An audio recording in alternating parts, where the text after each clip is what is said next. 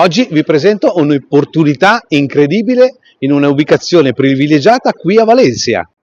E ora diamo un'occhiata al suo interno. Come potete ben vedere è un locale molto luminoso. Abbiamo la fermata dell'autobus all'esterno e la metro a solamente 50 metri. Totalmente equipaggiato per servire moltissimi clienti. Possiamo dare un'occhiata anche al suo bancone bar, ok, che è totalmente equipaggiato. Eccoci, ci troviamo all'interno del locale e come vi avevo anticipato stiamo parlando di una capienza fino a 35 persone al suo interno e la metro a pochi passi.